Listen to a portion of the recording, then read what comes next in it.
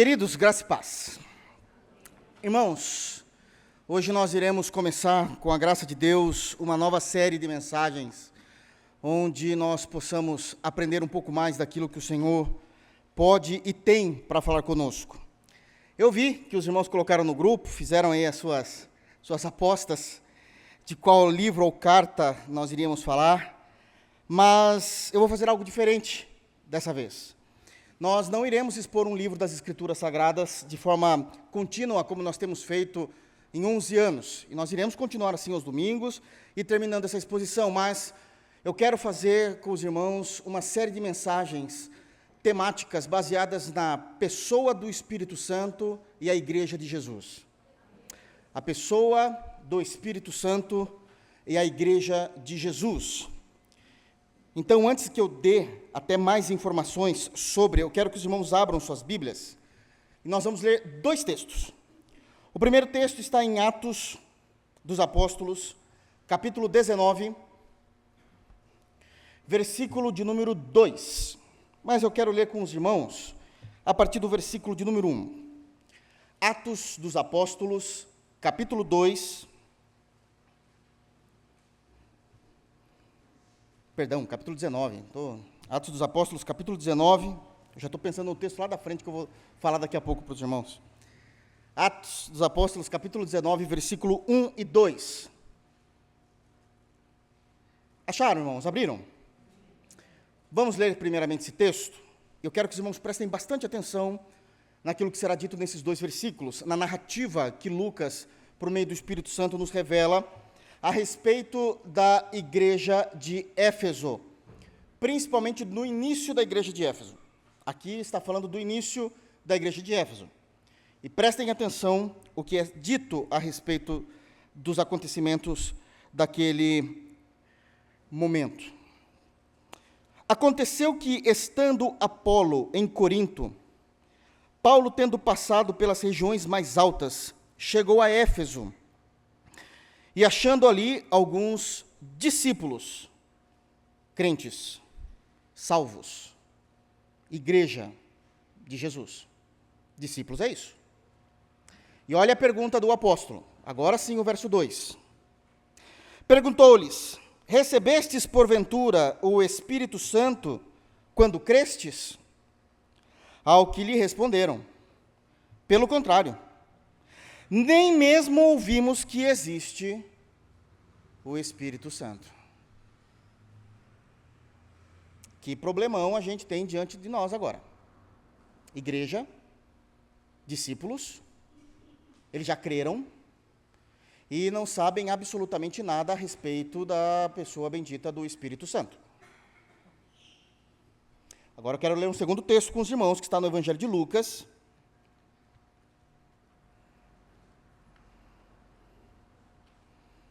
Evangelho segundo Lucas, capítulo 24.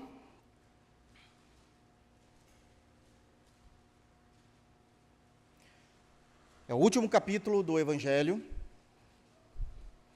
Evangelho segundo Lucas, capítulo 24.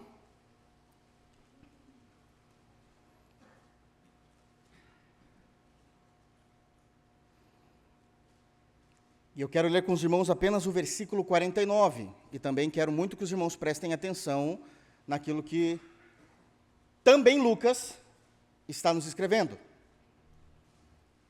Os irmãos, entendo que os irmãos já saibam que quem escreveu o livro de Atos dos Apóstolos foi Lucas, e agora nós estamos indo para o Evangelho que ele também escreveu. E é dito assim: as últimas palavras de Jesus aos apóstolos.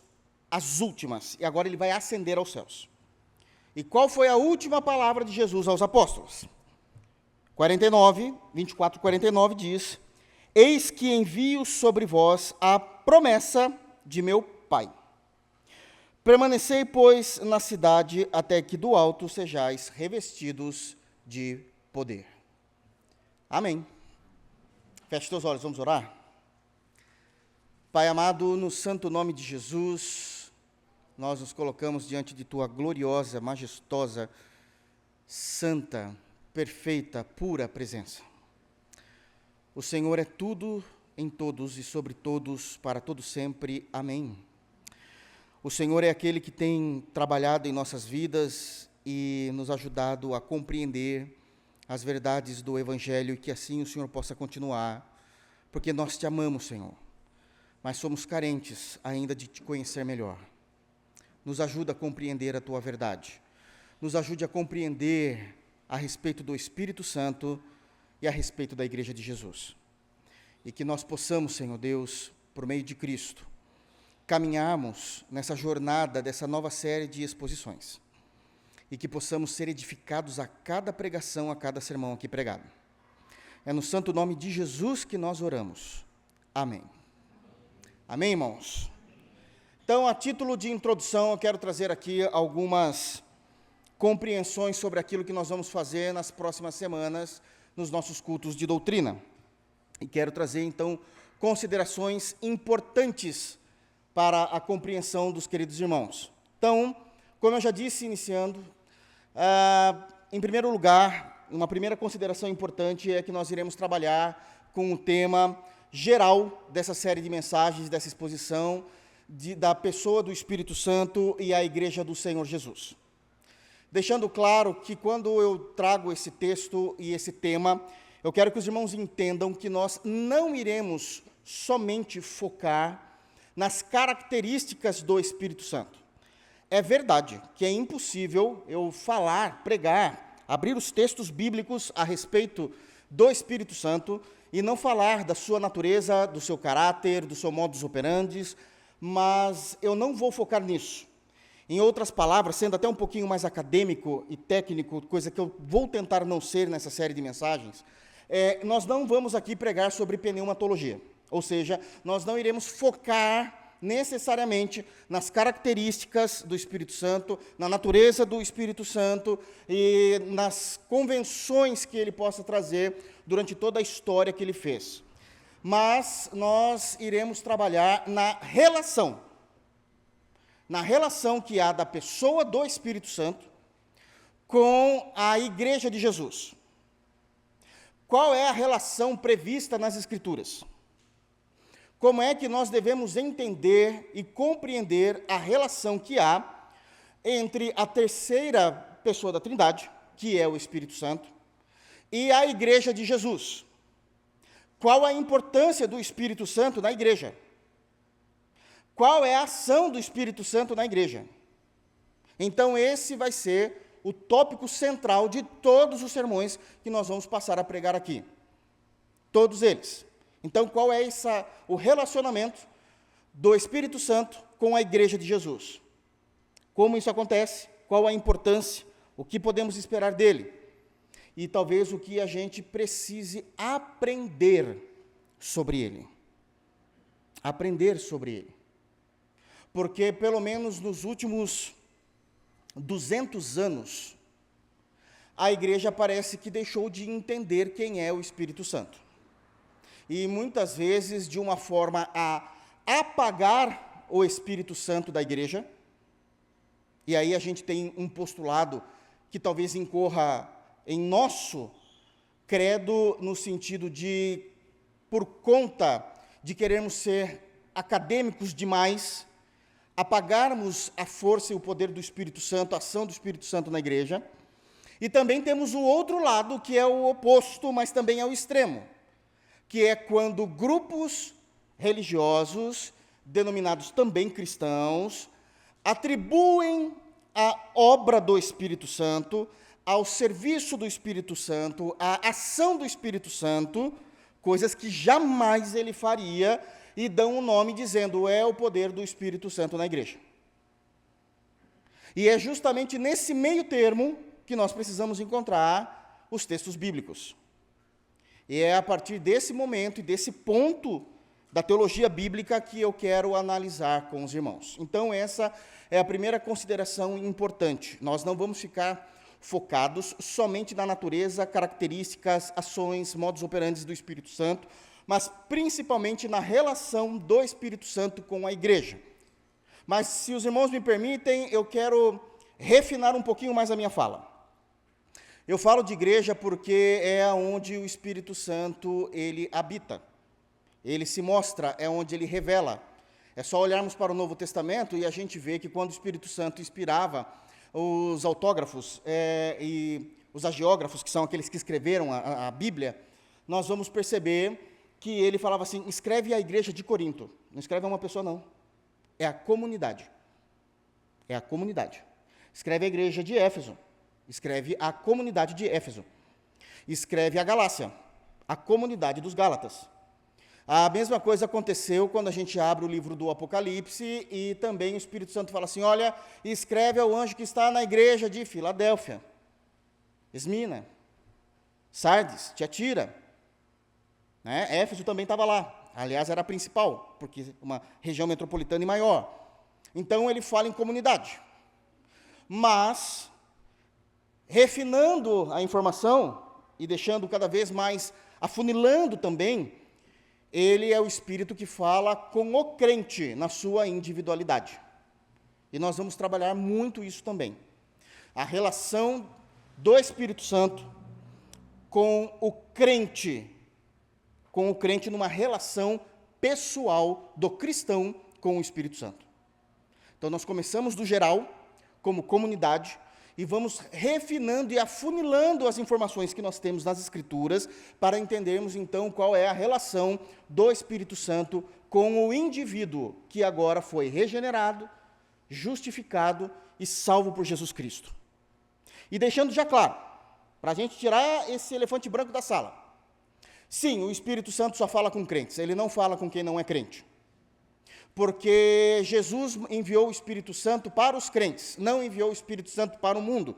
Então, já deixando claro, o Espírito Santo não age no mundo, o Espírito Santo não fala com ímpios, o Espírito Santo não mostra nada para os ímpios. E se ele mostrar alguma coisa para o ímpio, com certeza ele só está mostrando uma única coisa, a salvação que é em Cristo Jesus e o leva até Cristo. Acabou. Não existe mais nenhum relacionamento do Espírito Santo com os ímpios. Sim, isso é ser ortodoxo, isso é ser bíblico. Ok? Segunda consideração que eu quero trazer sobre essa série, também de sermões, que estamos começando hoje. Só pelo tema, os irmãos já imaginam que nós não iremos fazer aquilo que sempre fizemos, que sempre defendemos e continuamos defendendo, inclusive, que é uma série de exposições de leitura contínua, que é o que nós fazemos aqui, é o que a gente aprendeu com Neemias, está escrito lá no texto bíblico, os irmãos se lembram disso? Abriram o texto, explicavam o texto, aplicavam o texto, e isso é bíblico, mas eu quero pedir também, então, aos irmãos que entendam que nós faremos uma série de pregações temáticas, sempre voltadas ao Espírito Santo, em relação e no relacionamento à Igreja do Senhor Jesus. Agora, não se preocupem, todas as vezes que a gente ler um texto bíblico, eu vou expor. Não vai ter como fugir disso. Mas não vai ser expositivo no sentido de lectio continuum, que é como nós chamamos na teologia, uma leitura contínua para a pregação, mas irei trazer aqui, cada semana, um sermão diferenciado, com textos diferenciados. E por que isso vai acontecer? Porque a proposta que eu tenho aos irmãos, e permitindo Deus, é a cada semana, apresentar aos irmãos um nível de relacionamento e uma parte, uma esfera do relacionamento do Espírito Santo com a sua igreja, com a igreja de Jesus. Então, a cada sermão, nós vamos chegar aqui e vamos falar, hoje nós vamos falar sobre o Espírito Santo como alguma coisa. E aí a gente vai falar como é que isso se relaciona com a igreja de Jesus. E tem muita coisa para se falar. E eu não vou ser exaustivo, porque senão a gente nunca mais vai deixar de falar essa matéria. É impossível, não dá. Não tem como. Então, eu vou tentar, pelo menos, cobrir os principais pontos que é importante para a igreja conhecer e entender a respeito do Espírito Santo. Ok? Então, a cada semana, nós vamos vir aqui, com a graça de Deus, e vamos apresentar um aspecto do caráter, ou um aspecto do modus operandi do Espírito Santo, se relacionando com a igreja do Senhor Jesus. Com a igreja do Senhor Jesus. Ok? Amém? Terceiro, eu tentarei ser o mais prático possível também nesses sermões, e os irmãos vão perceber isso.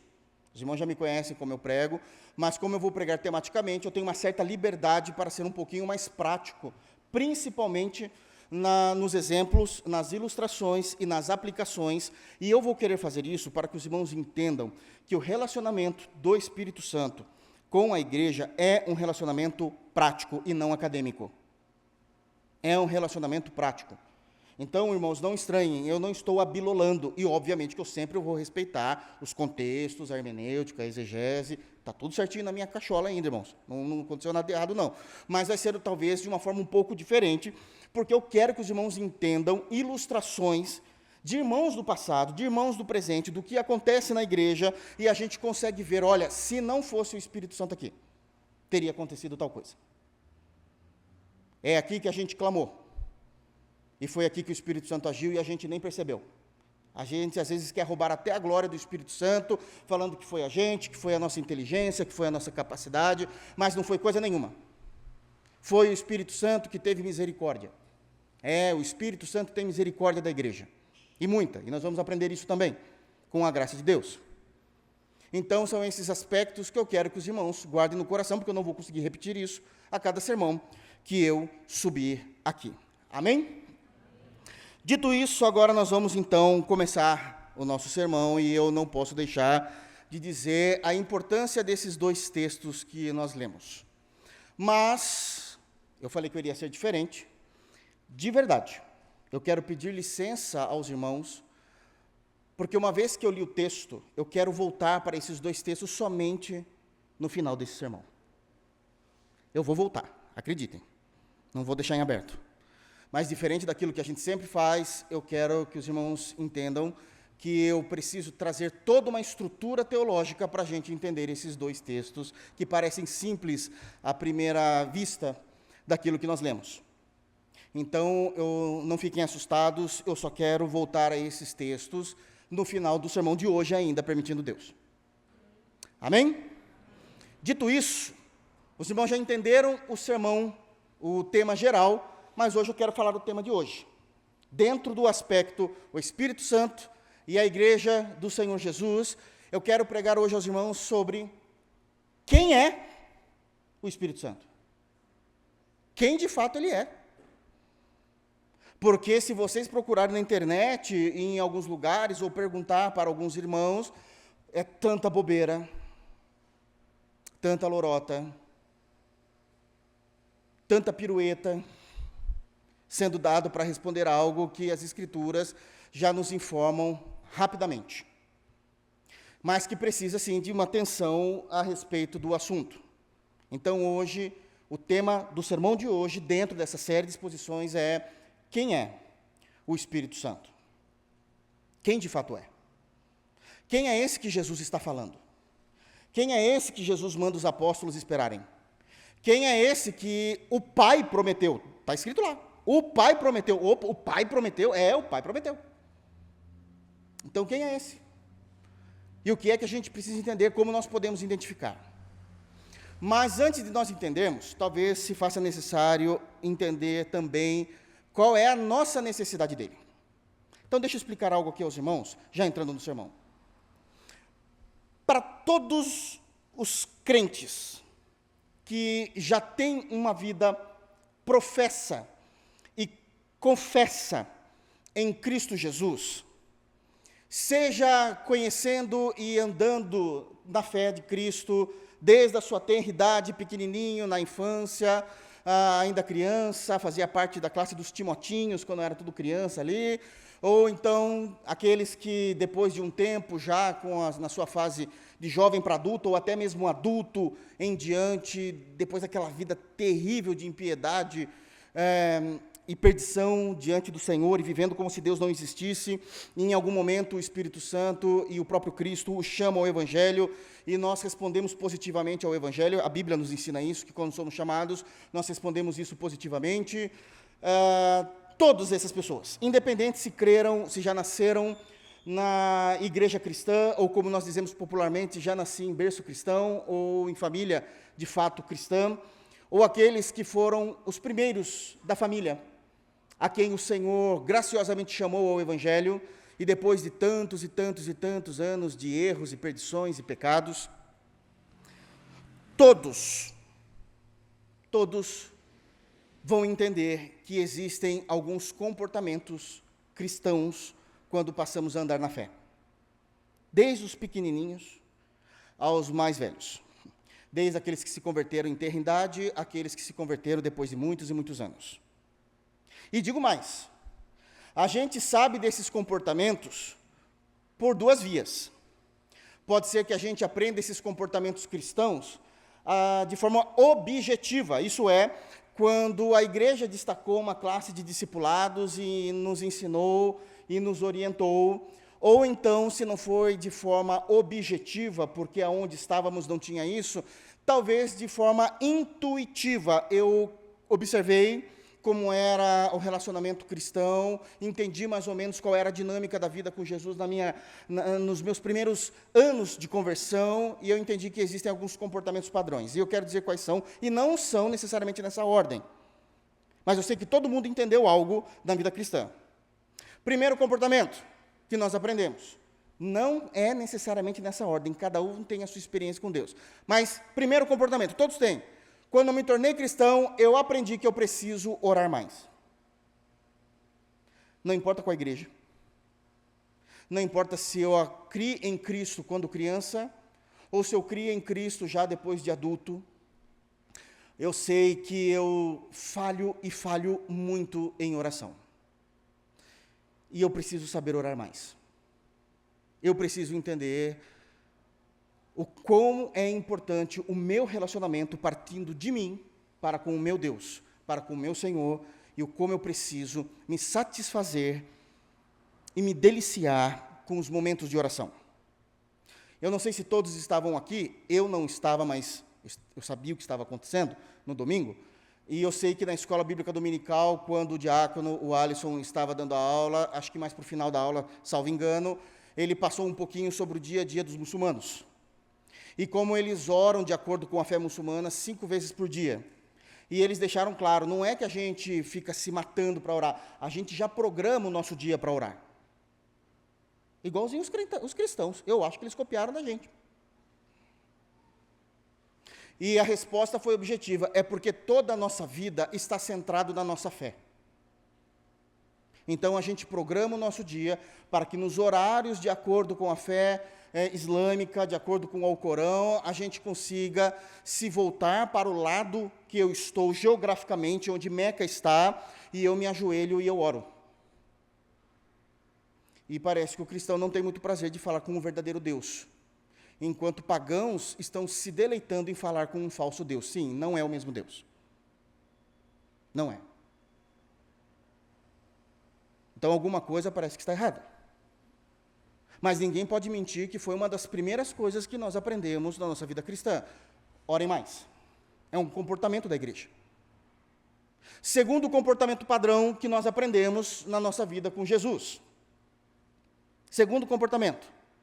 Não é somente orar mais. Creia mais. Creia. Você precisa crer. Você precisa entender quem é o seu Deus. E se você entender quem é o seu Deus, você precisa crer nele. E isso é um comportamento que a gente aprende, ou através de discipulado, ou através de uma intuição, quando a gente vê alguém pregando, os irmãos comentando sobre algo, e a gente já entende, olha, eu preciso crer em Deus. Mas parece que às vezes também a gente falha muito nisso. Já ouviram falar essa palavra aqui? Ansiedade. Você já viu alguém, hoje, no dia de hoje, alguém ansioso? Logo de manhã no espelho? Desculpa. Mas a gente aprende que a gente precisa crer mais. E sejamos sinceros, são assuntos tão batidos, né? É lógico que a gente precisa orar mais, é lógico que a gente precisa crer mais. Mas a gente está falhando. Então a gente tem um problema. Só que a gente já se acostumou com o problema. Não era para se acostumar. Aí vem o terceiro comportamento. Primeiro, ore mais, o segundo, creia mais, o terceiro comportamento que a gente aprende logo nos idos da nossa conversão, faça mais. Você pode trabalhar mais para o Senhor. Você pode dedicar a sua vida ao Senhor. Olha lá o que está escrito. Que aquele que ama o Senhor, toma a cruz e siga. Que cruz nada. Que cruz nada. Salva os irmãos dessa igreja local, se bater um ventinho aí, não vem na igreja. Se eu trabalhei muito na semana, eu estou cansado. Mas talvez aqueles que não fazem nada da vida vão no culto. Porque assim não é a resposta. Eu não vou porque eu trabalhei e estou cansado demais. Legal, eu sou vagabundo então. Por isso que eu estou aqui. É isso que eu entendo. Mas faça mais. E a gente sabe se nós realmente temos carregado a nossa cruz ou não. É perfeitamente possível, é óbvio, tá, irmãos? Mas a gente sabe ou não. Quarto comportamento básico da fé cristã e da caminhada cristã. Ore mais, creia mais, faça mais, ande na verdade. É isso que a gente, como crente, fazemos. Nós amamos a verdade, andamos na verdade, e essa verdade entenda não somente como o oposto da mentira, não é só isso, também é. Mas também se refere ao nosso compromisso no nosso dia a dia. Em sermos íntegros, sermos sinceros, sermos honestos, em tudo que falamos, em tudo que fazemos, e assim por diante. Mas somos todos os dias tentados a não ser. E muitas vezes isso nos vence. Isso nos vence. E aquilo dói em nós. Porque a gente é crente. Nós somos crentes. Mas é um comportamento tão primordial. E às vezes a gente é relapso nisso. E quinto e último comportamento que a gente aprende no início da nossa caminhada cristã, e talvez esse é o que mais bate na nossa mente o tempo todo, e aquilo que é sempre lembrado: jamais se esmoreça da fé. Todo mundo aprendeu isso. Olha, você pode estar gritando, você pode morrer, pode entrar no céu cantando glória, mas aqui você permanece firme. Jamais esmoreça da sua fé. E isso é maravilhoso. Mas parece que, às vezes, as noites são infindáveis na nossa alma. Às vezes a gente quer ficar bravos com o Senhor, dizendo: o Senhor não está vendo? O Senhor não está percebendo, não? O Senhor não é o Deus dos Salmos 33, que diz que os teus olhos percorrem toda a terra e o Senhor consegue olhar para todos aqueles que estão... O Senhor não está me vendo? O Senhor não está me percebendo? E olha que eu vivo te atrapalhando em oração. O Senhor não está me vendo?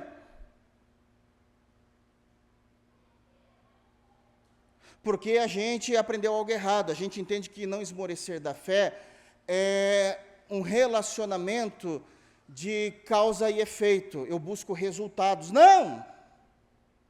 Não. Porque Jó não viu resultados e permaneceu íntegro. Então, quando a gente diz: o Senhor não está me vendo, já é pecado. Porque a gente está achando que o nosso relacionamento com Deus é de causa e efeito. Eu faço alguma coisa, o Senhor me responde, e o Senhor tem que me responder à altura daquilo que eu faço, e quando a gente vê, a gente já se perdeu, não entende mais o conceito de graça, porque a gente acha que o nosso relacionamento é por obras. Mas jamais se esmoreça da fé. A gente aprende isso. Pois bem, ore mais, creia mais, faça mais, sempre ande na verdade, e jamais esmoreça da sua fé. O que eu preciso dizer aos irmãos é que tudo isso é bíblico e é correto, mas às vezes a gente entende que não vai haver obstáculos na nossa caminhada cristã. Porque tudo isso é maravilhoso, tudo isso é verdade, que eu falei, esses 5 pontos é verdade, precisamos cultivar sim esses 5 informações, esses 5 comportamentos. Todavia, a nossa vida cristã, de fato, ela é uma jornada, e ela é uma jornada que não tem fim do lado de cada eternidade. Então, isso significa que é um projeto que nunca vai ter fim, que a gente vai ter que fazer isso até o final da nossa vida, e a gente já vive no Ocidente, vive num ano e num milênio em que todas as coisas é muito rápido, que a atenção das pessoas é o tempo de se passar para cima no Instagram, no TikTok, que a falta de atenção concentrada tem se perdido cada vez mais e mais. Os exames psicotécnicos têm mostrado a debilidade e as falhas que as pessoas têm de autoconcentração, e a gente está com um problemão também. Porque os textos bíblicos não é texto de Instagram e nem textos de TikTok que a gente só olha, dá risada e joga para cima. E arrasta para cima. Então, as pessoas preferem ouvir a respeito de Deus somente nos domingos, quando elas conseguem ir para a igreja, estou generalizando, evidente, quando elas conseguem ir para a igreja, e elas acham que aquilo é o suficiente para a vida cristã, e aí vai chegar alguém um dia e vai perguntar para ela, mas quando você creu, você recebeu o Espírito Santo? E a resposta vai ser, nem sei quem ele é. Agora vocês estão entendendo isso na prática? Nem sabia que existia. Não, já ouvi falar. Mas eu não consigo defender quem ele é. Aliás, eu nem sei qual é a função dele. E qual a diferença dele na minha vida ou não. E sem dizer que a vida cristã, sendo uma jornada, durante essa jornada, a gente vai encontrar as intempéries da vida, os obstáculos da vida. E sem dizer que no meio desses obstáculos, dessas intempéries, existe algo que é terrível para o ser humano, mas ele é muito real. A gente tem pressão de todos os lados. Primeiro, a gente tem a pressão da vida. A gente conhece Cristo e a gente entende esses 5 pontos, ou então é intuitivo e a gente entende que tem que ser assim, e a gente fala, eu estou na fé, eu estou nesse vigor, e ninguém me segura, e a gente começa a caminhar, e parece que nessa caminhada chamada vida cristã, depois de 5 quilômetros de caminhada, começa a vir umas pressões que a gente fala, o que está acontecendo? Não era assim que eu pensei que ia ser a minha vida com Jesus. E a primeira pressão que a gente sofre é a pressão da vida. Porque a vida, ela é muito xarope, porque ela não nos conta o que ela vai fazer. Então, num dia a gente está bom, meu Deus, mas no outro dia eu recebo um diagnóstico terrível. Um dia eu estou jantando com um familiar, um parente ou um irmão em Cristo querido, e no outro dia o meu celular toca e as notícias são as piores possíveis do que aconteceu com ele. Eu estava dentro do perfil para ser promovido na empresa, mas aquele camarada que não sabe, e eu sei que ele não sabe nem metade do que eu sei, mas ele tem boa influência lá dentro, pegou a minha vaga. Ah, essa pressão de vida, né? Mas não é só isso, tem a pressão da família. Talvez essas pessoas não consigam entender a pressão familiar quando todo mundo é crente. Mas pergunte para uma esposa que é crente em Jesus, e ela tem que esperar até 11h30, todos os dias, o marido dela chegar do bar, fedendo, bêbado, e ainda quer ter relação com ela.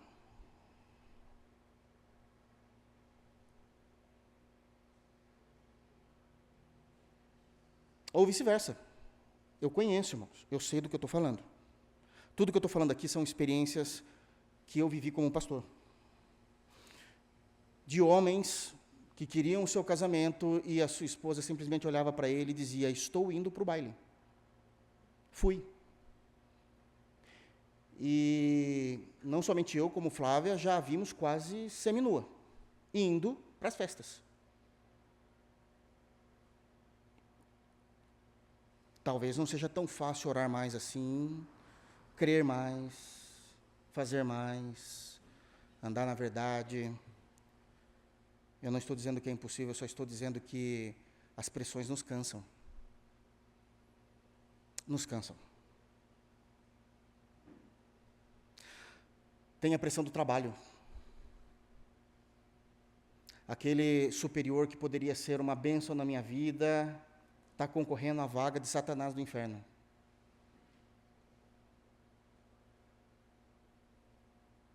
Porque ele gosta da maldade.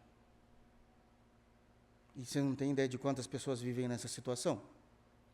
Crentes. Os irmãos ouviram hoje, creio eu, o áudio que eu mandei no grupo do missionário Daniel. Como é difícil você conseguir colocar uma pessoa que você acredita que é melhor para o governo do seu país, e o governo atual responde com balas, de verdade, ele deixou claro isso, matando pessoas.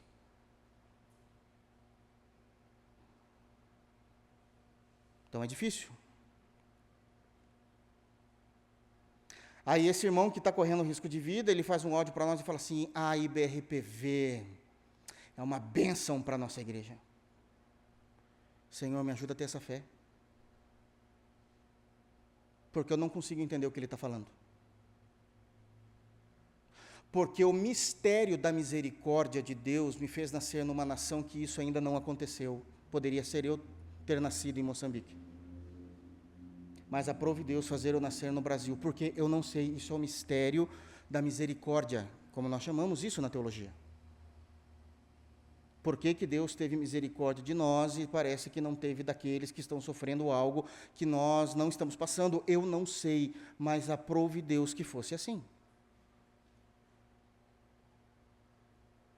Aprove Deus.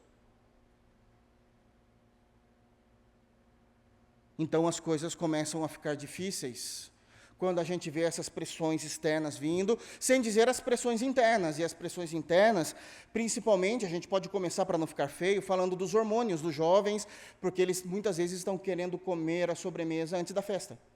E vocês entenderam, porque vocês não são bobos. E aquilo está explodindo. E ele fala: meu Deus do céu, por que que eu fui conhecer Jesus antes? E ele tem que lutar contra isso.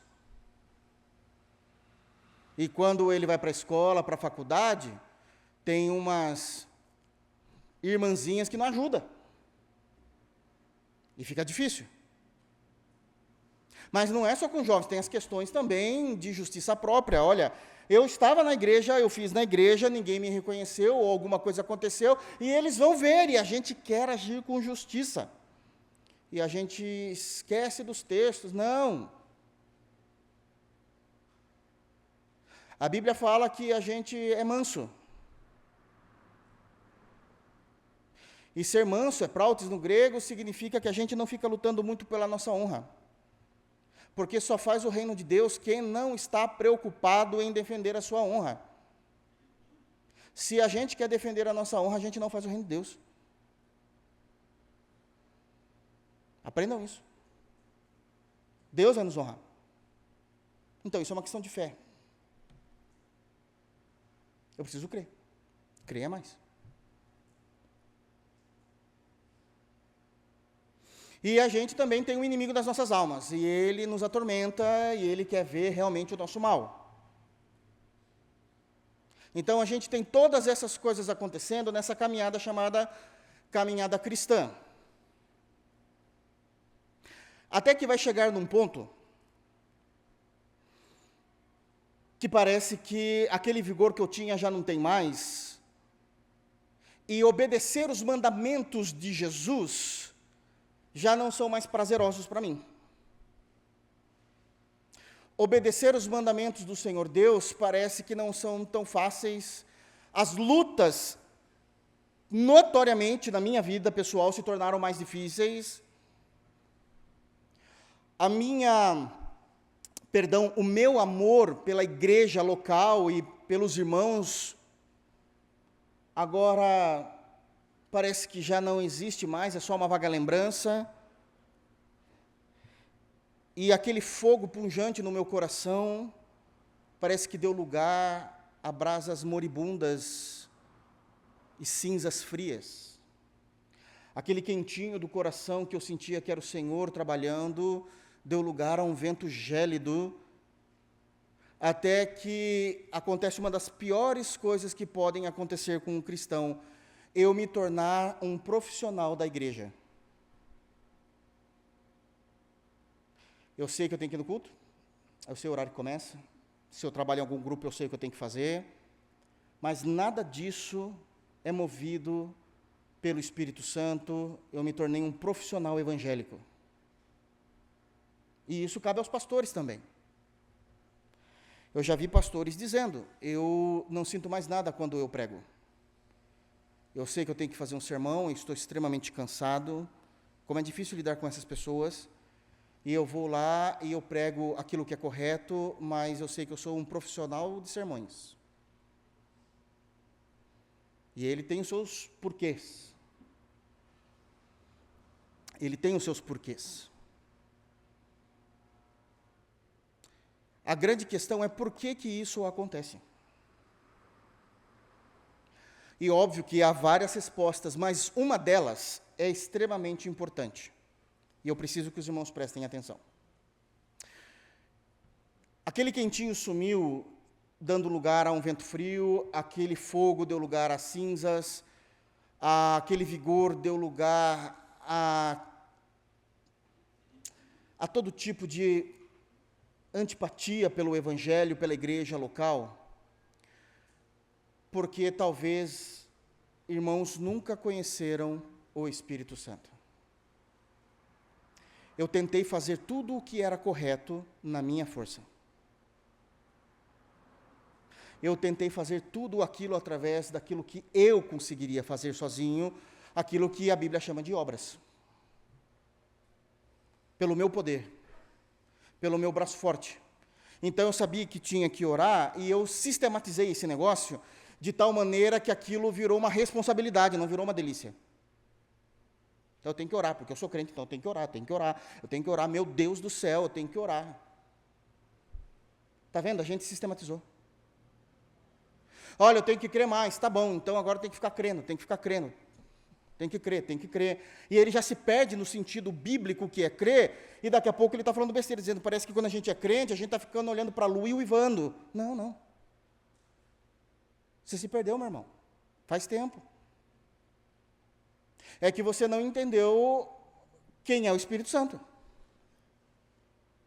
Você não entendeu quem é o Espírito Santo. E agora eu preciso fazer mais e eu faço achando que porque eu faço, eu vou conseguir um lugar especial diante de Deus. Não, você não vai. Não vai. Aliás, a gente não vai conseguir nem na presença dEle. A gente só está lá por causa da obra de Cristo. Só por causa da obra de Cristo.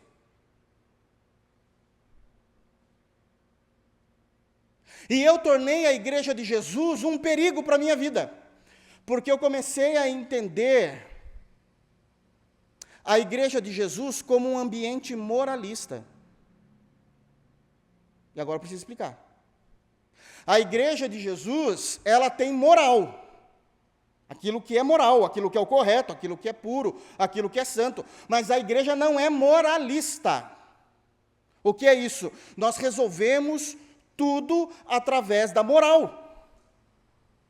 Nós temos uma cartilha de certo e errado, nós temos uma cartilha a cumprir, e se eu cumprir isso, eu estou moralmente correto diante de Deus. Não, a igreja não é moralista. A igreja não é um lugar de pessoas que estão fazendo checklist numa planilha de certo e errado. A igreja não é um lugar de moralismo, a igreja é um lugar de transformação.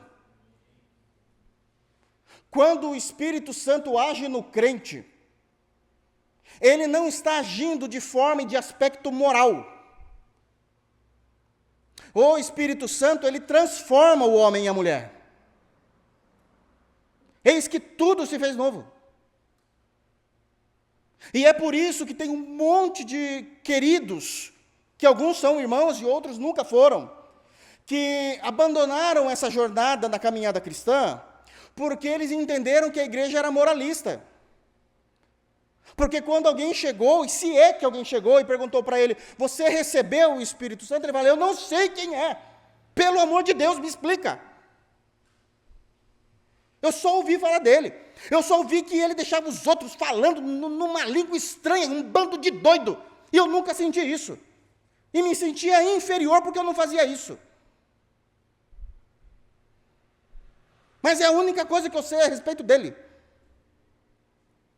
Então, o que eu estou fazendo? Eu estou fazendo aquilo que eu aprendi, eu estou tentando orar mais, eu estou tentando fazer mais, eu estou tentando crer mais, eu estou tentando andar na verdade, eu estou tentando não falhar na minha fé, mas isso está acontecendo porque isso virou um peso. E virou um peso porque as pessoas entenderam que a igreja é um lugar de moralismo e não de transformação.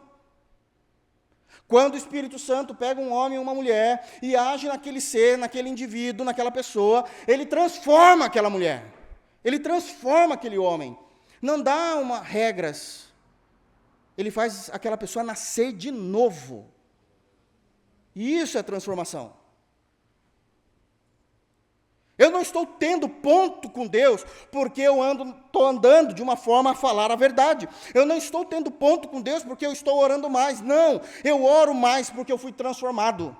Eu ando na verdade porque o Espírito Santo me levou num lugar que eu não conseguiria chegar sozinho.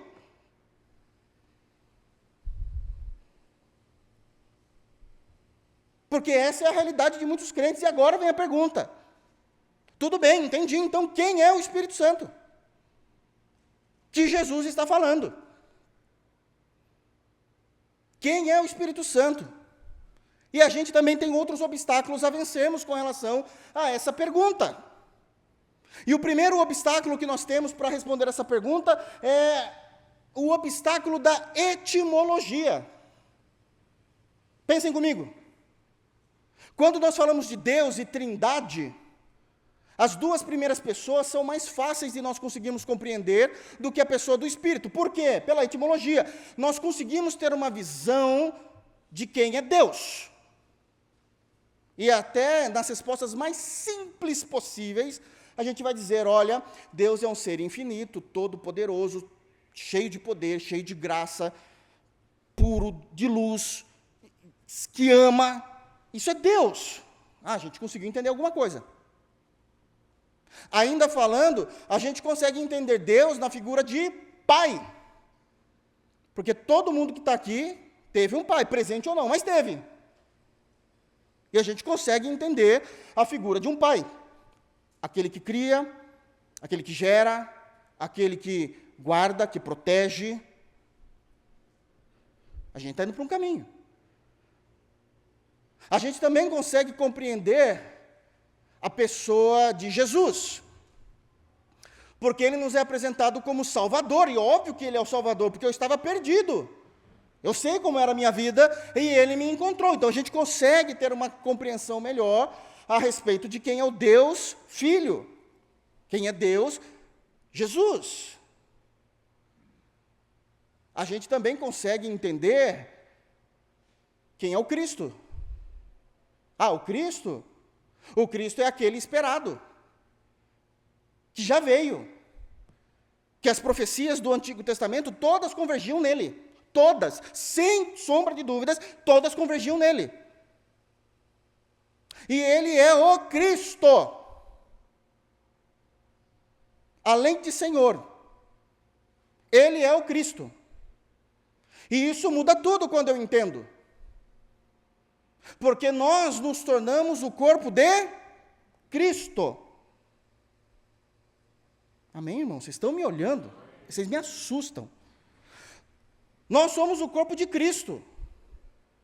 E a gente precisa entender o que a Bíblia fala a nosso respeito e o que a Bíblia revela. E a Bíblia está revelando que a igreja é o corpo de Cristo. A Bíblia não fala que a igreja é o corpo do Senhor. São duas coisas diferentes na mesma pessoa. Agora, vocês sabem responder isso biblicamente? Cristo é Deus em missões. Ele não é ungido?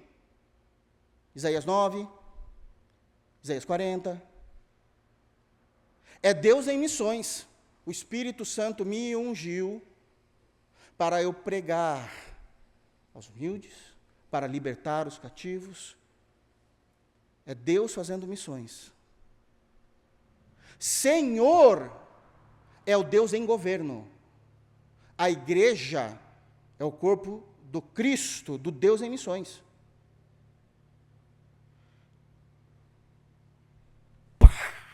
Eu sei. Por isso que às vezes os sermões temáticos me ajudam a poder falar coisas que eu não consigo quando estou fazendo expositivo. Então existe essa diferença, é a mesma pessoa. Mas eu consigo entender, então, quem é o Cristo. É o Deus em missões, é o esperado das nossas almas. É o profetizado, é aquele Deus que viria em missões resgatar o povo de Deus, aqueles que haviam se perdido. Mas Deus, como Espírito, é um problema. Por que é um problema? Porque eu consigo ver Deus, Deus como Pai, Deus como Filho, Deus como Cristo, mas quando a gente fala essa palavra Espírito, nós temos alguns obstáculos para entender quem é o Espírito Santo. O primeiro obstáculo está na própria palavra, Espírito. Porque quando a gente fala em Espírito, e essa palavra está como substantivo, se refere a qual é, ou aquilo que forma a divindade. É um Espírito. É o que forma a divindade. Então eu falo, mas Espírito é o substantivo, é o que forma a divindade, ou é o nome de alguém? Vocês acham que é fácil estudar pneumatologia? Vocês acham que eu estava lá comendo lanchinho e tomando todinho na hora do recreio? E esse é um problemão. Já começa pela etimologia da palavra. Até porque as duas primeiras pessoas da Trindade têm nome. Deus Pai, Jeová. Deus Filho, Jesus. E o Espírito, Espírito. Não é bem o nome. Mas se tornou nome, então. Segundo problema que nós temos com a etimologia da palavra. Se o primeiro é que quando nós entendemos a palavra Espírito como substantivo, e isso significa daquilo que a divindade é formada, a mesma palavra, Espírito, não se refere somente ao Espírito Santo.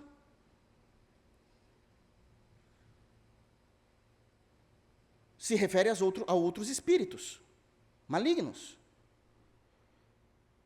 Os anjos também são espíritos. Os demônios são espíritos. E a Bíblia fala do espírito do homem. Meu Deus do céu, como que eu lido com isso? Então é um outro problema a ser vencido.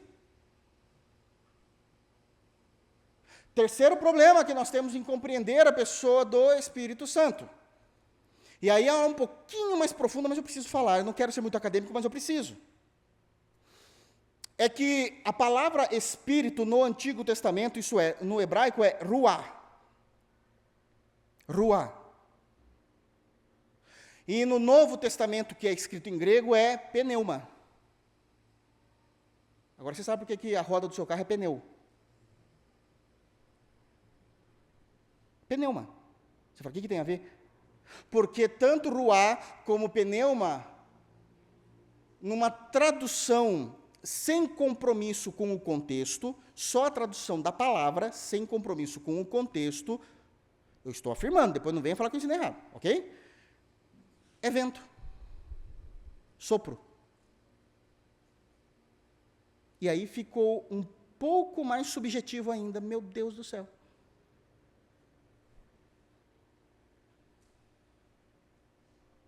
Porque é exatamente isso que significa tanto no hebraico como no grego. Para piorar, no grego, onde ele é muito mais enfatizado, isso é no Novo Testamento, o Espírito Santo, muito mais enfatizado no Novo Testamento, pneuma é uma palavra neutra. Coisa que não acontece no nosso idioma. Não existe isso no nosso idioma. Tudo no nosso idioma, ou ele é um substantivo masculino ou feminino. E todos é do diabo. Já fique claro. Mas ou é masculino, ou é feminino. Mas no grego, eles queriam complicar a nossa vida.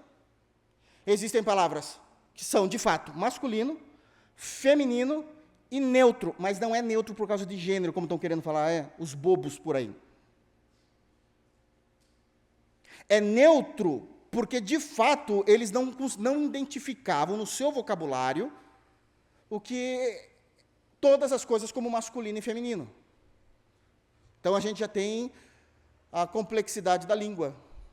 é uma língua antiga, é um outro tipo de gramática, era aplicado de uma outra forma. Então, a gente tem 3 obstáculos. Primeiro é entender que a gente precisa ler e compreender a palavra ruá ou pneuma através sempre do seu contexto, para que a gente não venha entender a palavra espírito como substantivo, para que nós não venha entender a palavra espírito como a outros seres, e não venhamos entender a palavra espírito sem gênero.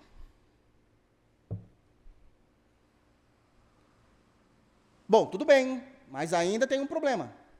Jesus falou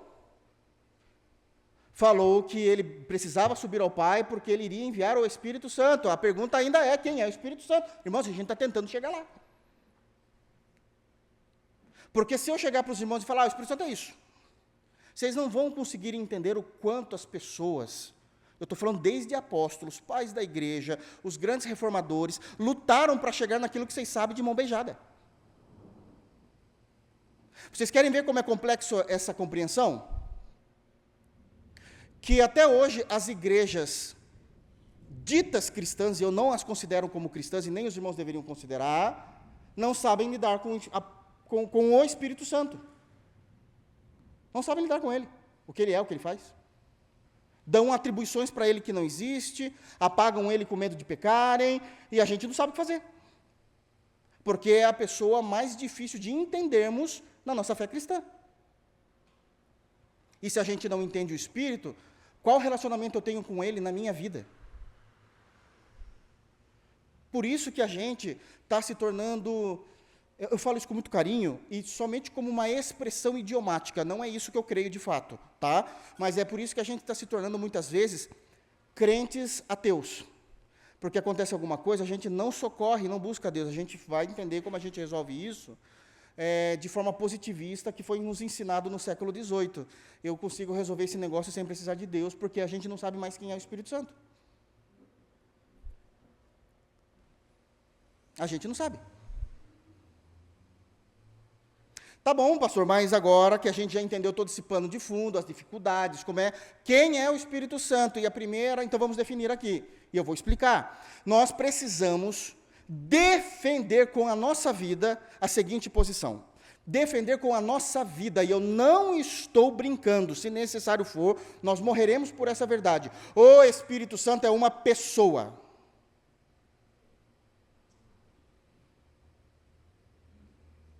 Logo, se o Espírito Santo é uma pessoa, ele não pode ser, primeiro, o Espírito Santo, ele não é um espectro qualquer, como alguns pregam. Um espectro, algo fantasmagórico. O Espírito Santo, se é uma pessoa, e de fato ele não pode ser compreendido como uma força ativa de Deus, aos quais as testemunhas de Jeová pregam isso a respeito dele. O Espírito Santo não é uma pessoa, ele é somente uma força ativa de Deus. O que é uma força ativa de Deus? Me perdoem, até onde a minha capacidade da década de 80 e 90 que eu vivi, eu vou ser um pouquinho nerd. Para quem assistiu, eu vou me dar mal, ilustração eu sempre me dou mal. Para quem assistiu o segundo filme do Thor, Mundo Sombrio, vocês vão se lembrar que o grande problema de que o inimigo queria tirar toda a luz do universo, e aonde ele ia conseguir esse poder para apagar toda a luz e a bondade do universo? Ele precisava captar o éter. Vocês se lembram dele? Pelo amor de Deus, alguém? Não é possível que só eu assisto. Lembra, o que era o éter? Era um espectro vermelho, mesolíquido, mesofantasmagórico, e ficava se movendo no ar, uma entidade. Não é algo pessoal. É exatamente isso que os testemunhos de Jeová dizem, ele é uma força ativa de Deus, ele não é uma pessoa. O Espírito Santo não é um poder. Não é um poder. Eu sei que eu estou fazendo essas ilustrações, mas é exatamente o que muitas igrejas entendem, que o Espírito Santo é um poder como o poder que saía da varinha de Harry Potter. O Harry Potter é uma pessoa, mas a ele fazer lá a sua magia com a sua varinha, saía alguma coisa, aquele poder. Não, ele não é isso. O Espírito Santo é uma pessoa. Então já definimos. Pastor, ok. Mas como é que a gente pode defender isso agora nas Escrituras? Porque não é tão simples assim. Porque Deus Pai, ele é retratado como uma pessoa de forma mais clara. O Deus Filho também, inclusive, se tornou homem. Então, pronto, assunto encerrado. Mas o Espírito Santo parece que não tem um versículo dizendo o Espírito Santo é uma pessoa. Não, não tem mesmo. Então, como ele é uma pessoa? Porque as Escrituras estão dizendo, mas só não está dizendo da forma como você quer que a Escritura diga. Então, o Espírito Santo é uma pessoa, e a gente precisa entender primeiro quem é o Espírito Santo, para depois entender o relacionamento dele com a igreja, e como é que a gente pode entender o Espírito Santo como pessoa. Em primeiro lugar, nós entendemos que o Espírito Santo é uma pessoa pelos pronomes utilizados nos textos hebraicos e gregos. Você cabulou aula, né? Está vendo que um dia você ia precisar entender pronome para defender a pessoalidade do Espírito Santo. Você está pedindo perdão para sua professora de língua portuguesa agora, né? Mas os pronomes nos mostram, lembram que eu disse que eram substantivos neutros a palavra espírito? Mas uma vez que o que antecede o substantivo é um pronome, esse pronome define o que ele é, e todos os pronomes utilizados ao Espírito Santo são pronomes de pessoa. Porque tem mais esse. No português a gente também não liga para isso. No português a gente não liga para isso. Vou dar um exemplo. Se eu for falar a respeito de um amigo, para alguém, eu falo assim, porque ele é meu amigo. Eu usei a palavra ele. Mas se eu for falar de um cachorro, e o cachorro é machinho, e eu vou falar que o cachorro é meu, para um amigo também, eu aponto para o cachorro e falo assim, ele é meu. Tanto para o ser humano como para objetos e animais, eu uso ele ou ela.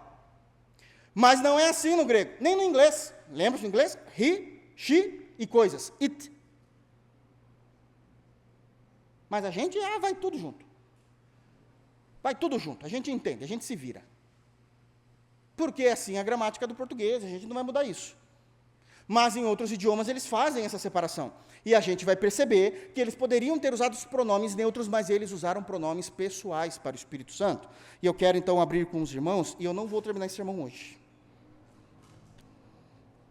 Mas pelo menos essa parte. Eu quero que os irmãos abram, por gentileza, no Evangelho de João, capítulo 14, e a gente já vai partir para o encerramento, porque nós vamos orar ainda. Eu não vou mostrar todos os versículos da Bíblia que fala desses pronomes, irmão, seria uma loucura. Mas eu vou mostrar alguns deles para os irmãos terem uma ideia. No Evangelho de João, no capítulo 14, no versículo 17, o Espírito Santo é falado pelo próprio Jesus como uma pessoa atribuindo pronomes a ele. Olha só, João 14, 17. O Espírito da verdade que o mundo não pode receber, porque não o vê, nem o conhece, vós o conheceis, porque ele... não é um espectro, não é um vento, não é uma magia, não é um poder, é ele. Pronome singular masculino. Pessoa. Porque ele habita convosco e estará em vós. Caminhando um pouquinho, agora vamos para o capítulo 16, e somente a título de curiosidade, os capítulos 14 a 16 do Evangelho de João é a maior narrativa bíblica a respeito do Espírito Santo. É a maior narrativa bíblica. Muita coisa nós vamos aprender a respeito do Espírito Santo nesses capítulos entre 14 e 16. É a maior narrativa, não é a única, mas é a maior narrativa bíblica que nós temos na pessoa do Espírito Santo. E no capítulo 16, nós vamos ter no versículo 8, um versículo muito conhecido, mas nós não vamos falar da teologia do versículo, nós vamos falar da gramática do versículo. Então, olha lá, versículo 8. Quando ele vier, convencerá o mundo do pecado, da justiça e do juízo. Ele, pronome. Versículo 13, do mesmo capítulo. Quando vier, porém, o Espírito da verdade, ele vos guiará a toda verdade. Porque não falará por si mesmo, mas dirá tudo o que tiver ouvido e vos anunciará as coisas que hão de vir. Versículo 14. Ele me glorificará. Um espectro, um fantasma, um poder, uma força ativa, não glorifica a Deus. Uma pessoa glorifica a Deus.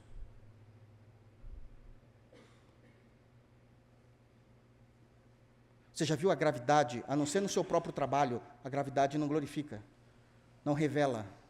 O vento que está passando ali só está fazendo o seu trabalho, glorifica a Deus no seu trabalho, mas não como pessoa. Ele vai glorificar, porque ele vai receber do que é meu e vai nos anunciar. Opa, é uma pessoa que comunica e que anuncia. É uma pessoa. Tem outros tipos de pronomes. Por favor, abram em Isaías 40. E agora nós vamos já partir para o encerramento. São os últimos textos.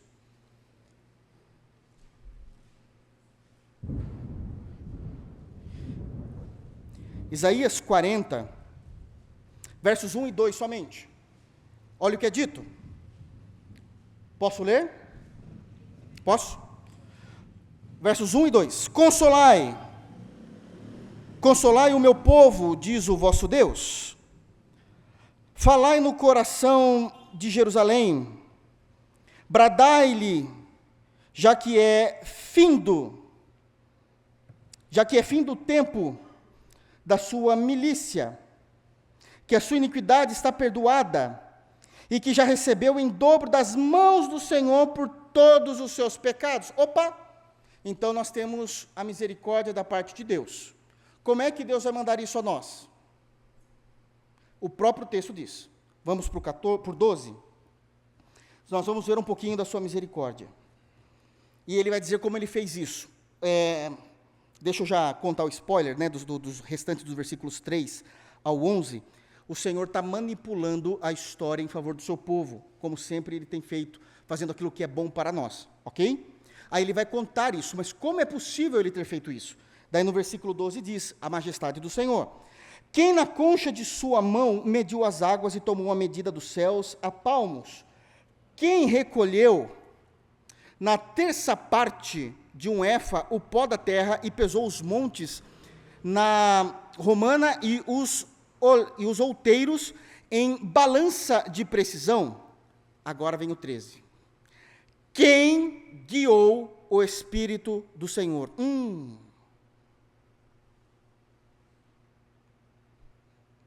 Ninguém. Um anjo é guiado por Deus. Uma criatura é guiada por Deus. Nós somos guiados por Deus. A natureza é guiada por Deus. Opa, mas quem guiou o Espírito? Já está mostrando uma característica que não só é uma pessoa, como também é Deus. Ele tem autonomia. E continua. Ou como seu conselheiro o ensinou. Ele está perguntando, existe um conselheiro? Porque aqui é um pronome, esse seu. Se esse seu é um pronome, logo dele também é. Não é isso da gramática? Porque assim, ó, eu estou olhando para a pessoa do Espírito Santo. Aí eu olho para a pessoa e digo assim, o seu conselheiro, Espírito, eu estou olhando lá, ô Zequinha, você é o conselheiro do Espírito? Logo, você é dele. Pronomes pessoais. Você acha que Deus iria dar esses tipos de pronomes a uma esfera, a um éter, a um personagem fantasmagórico? Entendem? A igreja só vai conseguir gozar da alegria do Espírito Santo quando ela entender que o Espírito Santo é uma pessoa, mas não é só isso. Mas se nós entendermos que ele é uma pessoa, e eu vou terminar algo que eu ia falar lá no final, que ele foi a pessoa da Trindade designado para estar do nosso lado. E eu vou explicar isso semana que vem, permitindo Deus. O que eu quero dizer aos irmãos, para que vocês não morram até lá, é que a ajuda está do teu lado. O Espírito Santo é o paracleto de Deus. O que é isso? Eu vou explicar isso na terça-feira que vem. O Espírito Santo é o eleito, a pessoa eleita da Trindade para estar do seu lado. Você não precisa sofrer sozinho. Você pode andar e viver uma vida muito mais prazerosa e fácil com a ajuda do Espírito Santo. Que Deus nos abençoe em Cristo Jesus.